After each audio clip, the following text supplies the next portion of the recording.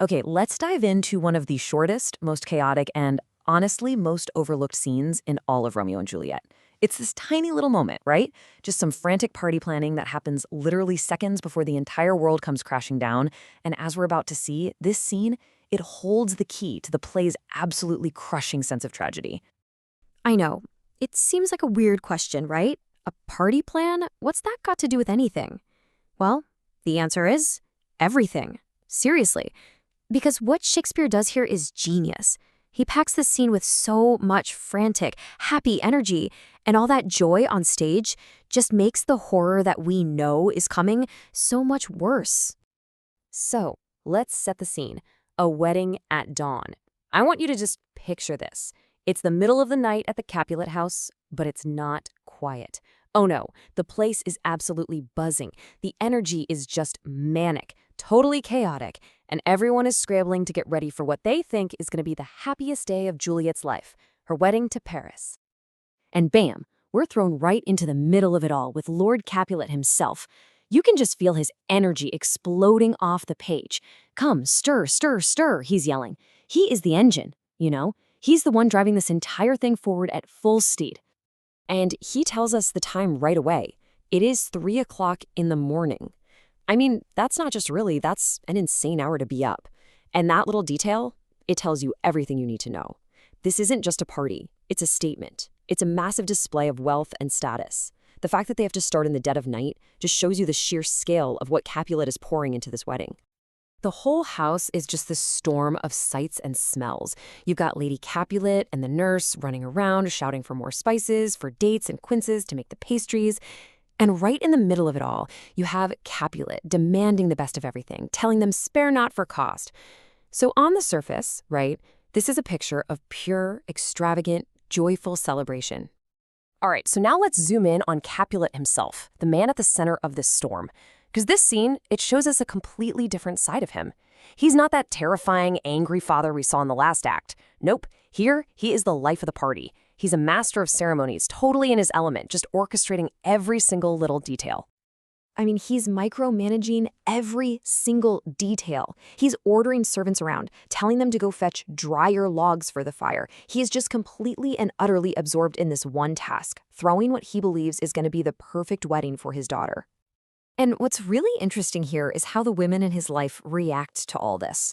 See, he's not just some tyrant barking orders, he's part of a family. The nurse and his own wife, they start poking fun at him.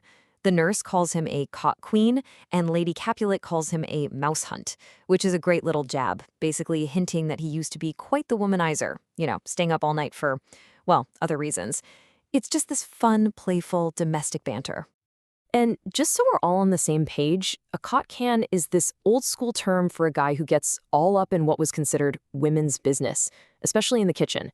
So the nurse is basically teasing him, calling him an overexcited housewife. It's hilarious. So how does Capulet react to all this teasing? Oh, he loves it. He totally eats it up. He just laughs it off and shouts, a jealous hood, basically accusing his wife of being jealous. See, this isn't a tyrant. This is a happy, proud dad, loving the spotlight and just soaking in the good-natured chaos of his house. And this is where Shakespeare just pulls the rug out from under us. Because while all this happy, noisy, frantic preparation is happening downstairs, there's one person who's missing. Yeah, think about it. Amidst all this bustling and stirring and joking, where on earth is Juliet? This entire massive party is for her, and she's nowhere to be found. Now, her family, they just assume she's asleep in her room, resting up for the big day. But we the audience, we know the horrifying truth. We just watched her drink the friar's potion. She isn't sleeping. She's lying up there in a death-like coma. And this is just a masterclass in what we call dramatic irony. It's that brutal tool where the audience knows something that characters don't.